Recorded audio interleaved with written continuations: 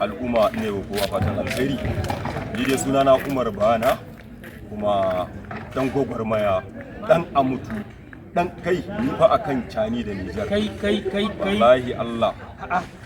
Raina fansa ne. Dalili anan shine duk shugaban da zai rika kwatanta irin abin da cani yake yi a Nijar, wallahi muna tare da shi 100%. Wannan ita ce gaskiyar. Bana mun san cewa kasar Najeriya tana daga cikin jerin kasashen Sahel, wato kasashen nan masu tsananin arzikin karkashin kasa na cikin yankin Afirka. To, amma irin soyayyar da kake nuna ma General Abdurrahman Chani muna ganin ta ko a yanar gizo. Ta yaya za ka bayyana ma al'ummar kasar Nijar da kasar Nijar menene yasa kake son shugaban kasar Nijar General Abdurrahman Chani? To, jama'a, asalin makasudin dalilin da yasa nake kaunar General Abdurrahman Chani ba wa shi General Abdurrahman Chani baba Chani sukutun nake so ba, a'a kishin da yake da shi a zuciyarsa da irin kaunar talakawa da yake.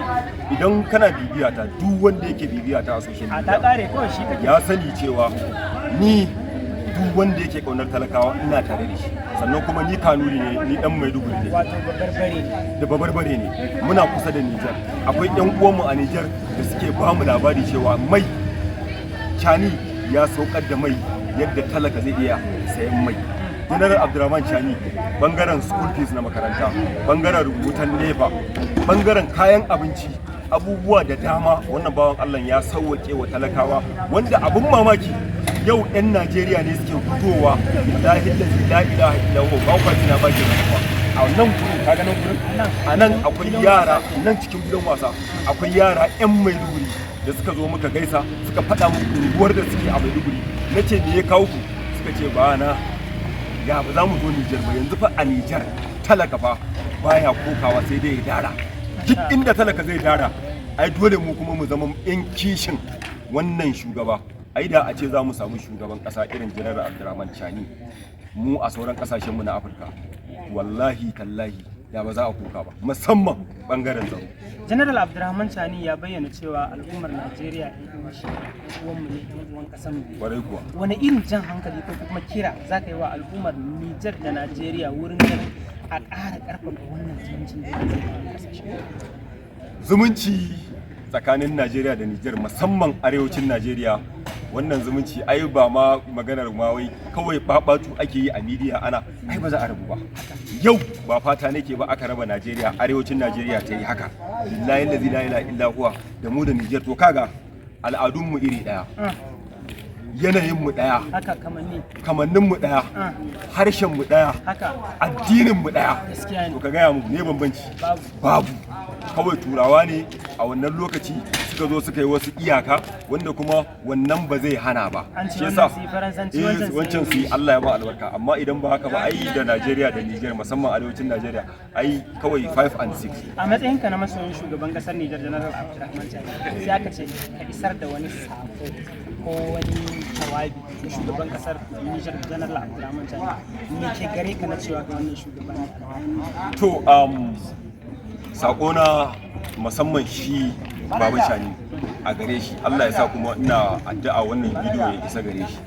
Baba Chani, ban sani ba ko kana cin karo da bidiyoyin mu 'yan Najeriya da muka tabbatar da cewa kai shugaba ne na gari. Billahi allazi la ilaha illa hu Baba Chani, har cikin zuciyarmu muke kaunar ka. Sannan ka sani Baba Chani, ba wai kai din gundarin ba, a'a yadda kake kaunar Nijar, wannan dalilin ne yasa yadda ka sauya Nijar. Ni a Najeriya ina mu'amala da 'yan Nijar da yawa. A babban abin da zai ba ku mamaki, yau a unguwarmu idan yau na ce zan nemo 'yan Nijar a unguwarmu ba zan samu ba. Duk sun gudo sun dawo Nijar. Ne dalili? An samu waraka, an samu sauƙin rayuwa. Dama abin da ake gudu yanzu, ka san abin da akwai magana da nake so na faɗa.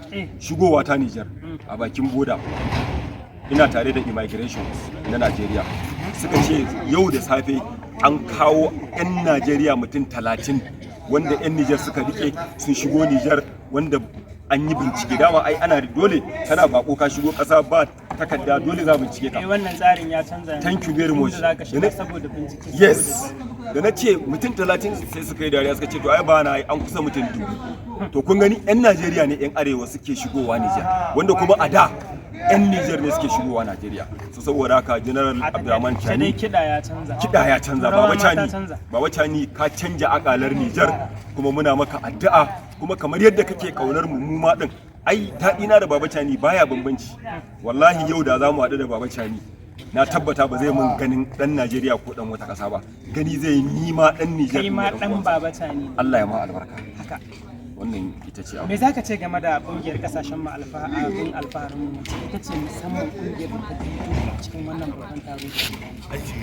Wannan kungiya a gurguje kada ta yi ƙasa a gwiwa ganin cewa irin mutane ɗaya biyu a social media suna fitowa dan zage. Yanzu akwai wani yaron rarara wani wane ne sunansa ne wani ko Usman wani za ku da kuma wani dan shegiya wani ne mai bilishin nan wani wannan yaron kuskuren da zai a rayuwarsa kawai mu haɗu da shi ne ba ma ya zo Nijar ba. Ni na tabbata 'yan Nijar kuna nan kuna Allah ya sa ko me kama da shi ne ku gani a Nijar saboda hauka ne kai ba dan kasar ba ka zo kana zagin dan wata ƙasa wanda kuma su suke yin abin da ya kamata.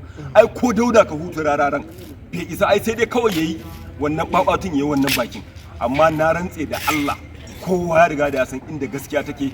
Baba Chani kana kan daidai kuma muna tare da kai mu 'yan Najeriya ne kuma 100% kai yau ba fata ake ba wani abu ya faru a kasar mu wallahi duk guduwa za mu zo nan kuma na tabbata za ku karbe mu. Za mu karbe ku saboda muna ganin ku. A haka kuma wani dan Najeriya zai fito ya ce zai zagi Niger wallahi sai inda karfin mu ya kare.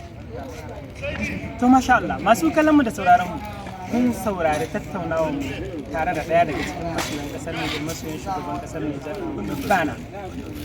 Mu ci gaba da kasancewa tare da ku a cikin sauran shirye-shiryen kasar Sahel FM.